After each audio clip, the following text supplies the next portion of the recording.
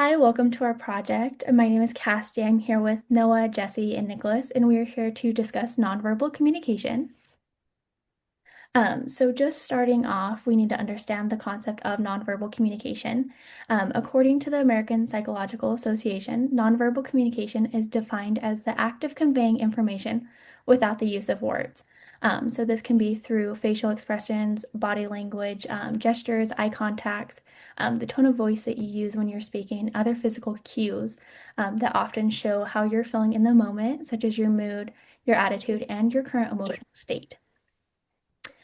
With this concept, we've learned throughout this course that it can be often more emotional than verbal or spoken language, as it has fewer structured rules and it makes it more powerful. Um, but because of the emotional weight that this concept has, there can often be mixed messages where nonverbal cues often contradict what someone is verbally expressing. So some good examples of this is saying I'm fine while avoiding contact with an individual, or using hand gestures used to convey a conversational message. So nonverbal communication, we are just trying to enforce that it's used in everyday life. It's often unintentional. It's not something that we usually mean to do in the moment, but it's not a formally taught, but rather it's learned by life experiences and to gain skill that all species, including animals, use on this earth.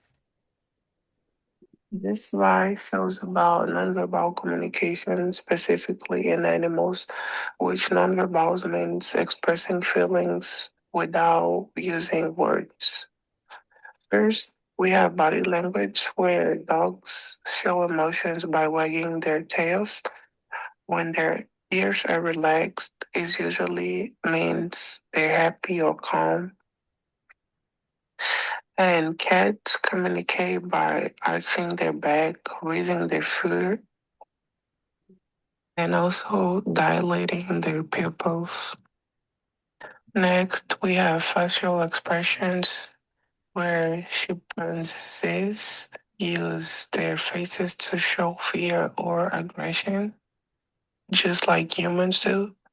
And horses can show fear through subtle expressions like closing their eyes more tightly.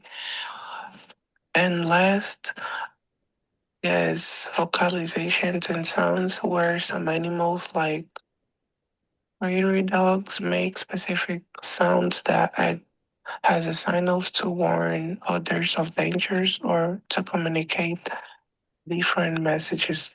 Overall, animals communicate in many ways that don't involve speaking, and understanding the signals help us understand their emotions and behavior better.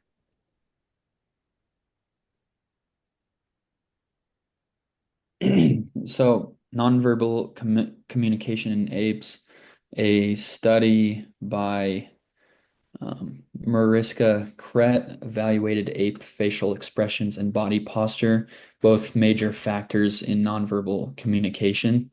The study found that great apes express emotions both involuntary and voluntary. Additionally, this study showed that humans share strong connections with apes in nonverbal communication patterns.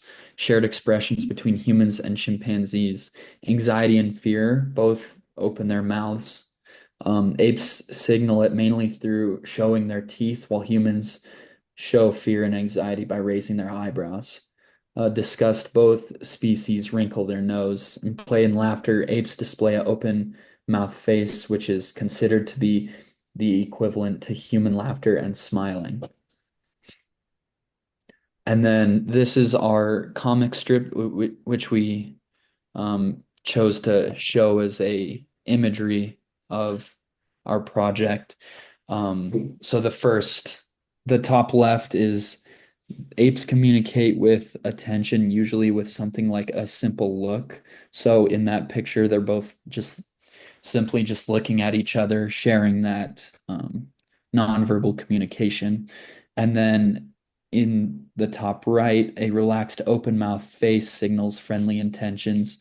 So the ape on the left is opening its mouth and showing the other ape that he is friendly. And then by copying expressions, the apes can coordinate play, as you can see in the middle left image. And when startled, apes get small and they freeze up. So they kind of get down on the ground and kind of curl up to show that they're scared and not a threat.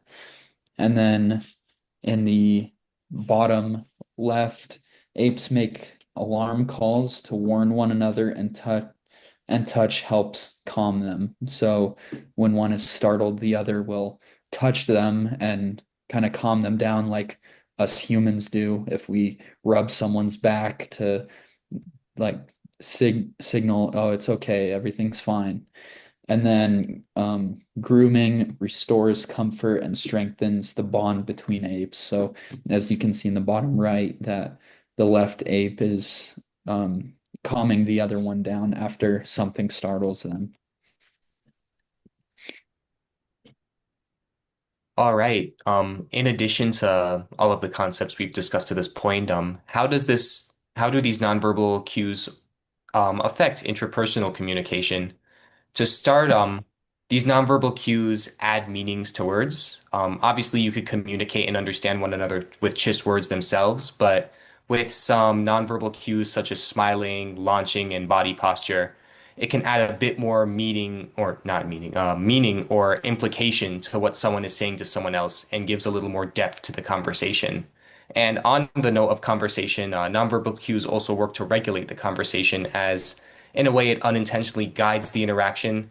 It makes conversations transition smoother in a way of maybe there's a topic someone mentions and nonverbal cues make it clear that that's where the conversation's going to go, or vice versa.